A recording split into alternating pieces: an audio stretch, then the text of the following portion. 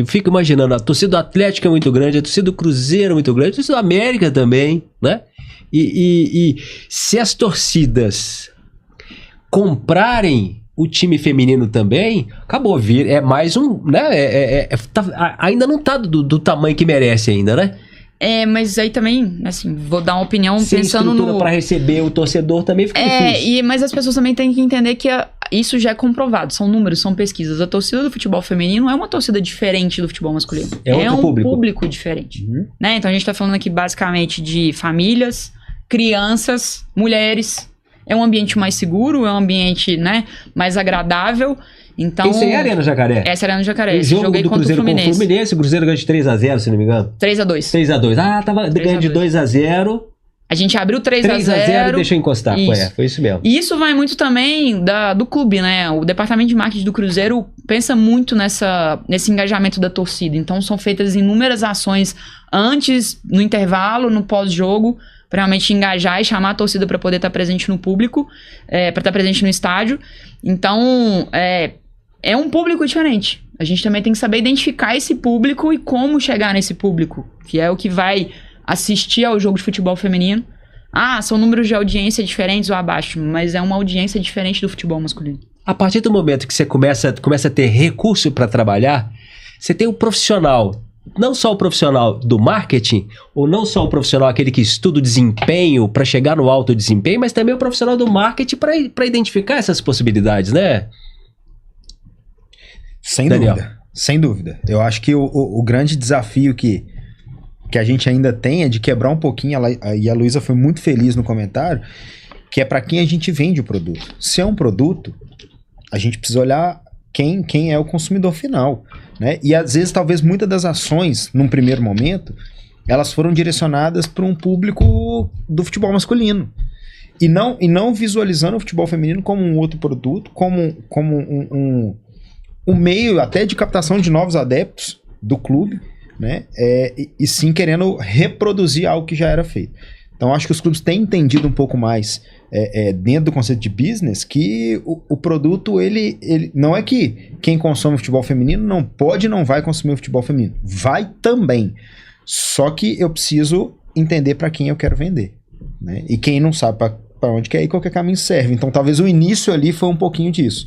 E agora eu já vejo os clubes se posicionando de uma maneira diferente. E é um pouco desafiador para os clubes também, porque obviamente a gente tem que falar sobre isso, o preconceito ele é muito grande, muito latente. Preconceito, né? De quê, Luísa? Preconceito da própria torcida com a modalidade, aí acho que vai entrar numa discussão, né, mais pro lado da questão do gênero, né, de não respeitar por ser uma modalidade da mulher, uma modalidade feminina, do espaço da mulher dentro do esporte. Então o que a gente muito escuta é, poxa, tá gastando milhões no futebol feminino que poderiam ser gastos no futebol masculino. Essa visão de que o clube é somente o futebol masculino, né? E não... Isso que acho que muito pra gente que trabalha na modalidade é de realmente mostrar isso pra torcida, pro público externo, que a gente representa o clube, né? A gente veste a camisa, a gente representa, nós somos profissionais, independente se a modalidade é futebol feminino, né? Quando o Cruzeiro começou a se despontar, Ricardo, com o voleibol, por exemplo, a torcida abraçou o time do voleibol do Cruzeiro. Sim. Né? E outra coisa, quando começar a comunicar que está sendo lucrativo o futebol feminino, não faz sentido esse argumento, né? Não só lucrativo, como também os resultados esportivos, né? E falando pelo Cruzeiro, eu acredito que muito que a torcida abraçou foi um conjunto de fatores que, obviamente, passou pelo resultado esportivo do ano passado, por exemplo. Né? Na verdade, dos últimos anos, assim, que o Cruzeiro vem alcançando esses resultados. E aí, quando a torcida vê, poxa, tá ganhando, tá representando bem o clube, por que não apoiar? Né? Mas, acima de tudo, só para eu completar o raciocínio, eu acho que ainda a gente passa por aquela situação de desconfiança. Né? É uma modalidade de pouco tempo, é uma modalidade que chegou, então, no geral, num aspecto cultural e da sociedade, a gente ainda gera essa desconfiança pro público. Nós vamos voltar no início da nossa conversa, quando a gente fala da evolução absurda em pouco tempo.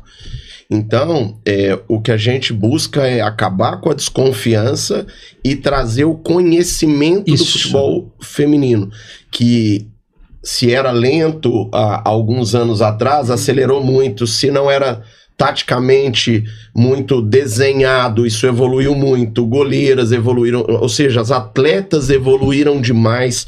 Então, às vezes, falta um pouco desse conhecimento para uma análise mais justa do que é o futebol feminino hoje. Fala, Daniel. Eu voltaria antes.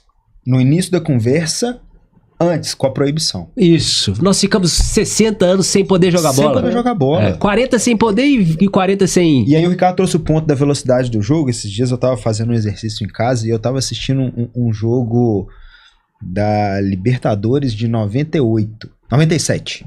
Masculino. Aham. Assiste o jogo. É isso. É um jogo extremamente lento, com pouca variação tática, e de uma modalidade que já existia há muito tempo, gente. E eu falei, cara, às vezes as pessoas batem e esquecem da proibição, do caráter que pode ser praticado, e é um caráter muito recente. Porque eu tive escola de esporte muitos anos, e toda vez que uma menina ia procurar uma atividade para fazer, a pergunta do pai não era se tinha futebol para ela, é se tinha balé. Porque a menina que queria jogar futebol, ela era extremamente massacrada. Então, nós carregamos um preconceito. Quando eu falo nós, apesar de ser homem, eu sou do futebol feminino. A gente carrega muito um preconceito ainda, de que mulher não tem que jogar futebol. E essa mudança cultural que precisa cada vez mais, ela vem sendo quebrada, mas ela precisa acabar. E quanto mais audiência a gente tiver, mais a gente vai quebrar esse preconceito. E a hora que mede a resistência, muito provavelmente é no homem que é o do futebol. Sim. É o homem que é do futebol que vê aquilo ali, mas né, de repente se pesquisar outros públicos vão falar, não, queremos. Só para poder, 1941, quando Getúlio Vargas baixa o decreto 31, vou botar o número do decreto, vou pesquisar em casa depois. Decreto 3.199 de abril de 41. Teve um movimento na imprensa anterior ao decreto pedindo. Teve um jogo famoso em São Paulo entre Corinthians e Palmeiras. Alguns cronistas falaram, é um absurdo mulher jogar futebol. Mulher tem que ser mãe. A hora que joga futebol, ela não vai poder ser mãe daqui a pouco. Pressionando o presidente da República a baixar um decreto proibindo o mesmo jogo. Que mulher não podia jogar futebol. Mulher tinha que ser mãe e pronto, acabou. Isso tudo que hoje a gente vê é resultado disso, do que aconteceu. Então, muito provavelmente, daqui a mais 7 anos... Para quem conhece a pedagogia Waldorf, sabe da importância do setênio? Tá fechando o setênio agora, é importantíssimo o futebol feminino. Hora que fechar o segundo, que vier a adolescência do futebol feminino, nós vamos estar em outro patamar. Escrevam. Quando o futebol feminino fizer 21, ele vai estar muito próximo do futebol masculino hoje. Arrepiei agora de falar. E daqui a 14 anos. A gente conta muito com o impulso da tecnologia, né? Sim. Isso favorece muito essa evolução técnica, física, compreensão tática de jogo. Aí a gente já entra numa discussão realmente do que é do alto rendimento, né? Então, tudo que vem proporcionando para contribuir com a qualidade do futebol masculino vem também contribuindo com o futebol feminino. Então, é a gente saber lidar também com as peculiaridades da menina, da mulher, e aí eu falo peculiaridades fisiológicas, mas como trabalhar isso para que elas ainda consigam ser atletas de alto rendimento e com resultados, né? Então, esse processo todo, ele com certeza vai ser acelerado cada vez mais em virtude dessa tecnologia que hoje está a nosso favor. Sim. E a partir do momento que fatura, que fica no azul, fica no lucrativo e se reinveste no profissionalismo da estrutura toda. E aí vai dar resultado. Não tem como não ter resultado. A evolução, ela é muito grande. Eu cheguei no Galo em 24 com 10 membros de comissão técnica. A gente mostrou ali um pouco da estrutura, né? Há pouco. Hoje somos 19 só no profissional, né? Então, assim, essa evolução de comissões técnicas, de estrutura, de staff, ela é importantíssima, né? Sim. Vai evoluir muito, sem dúvida. E tendo mais dinheiro vai evoluir. Aí a evolução é exponencial, né?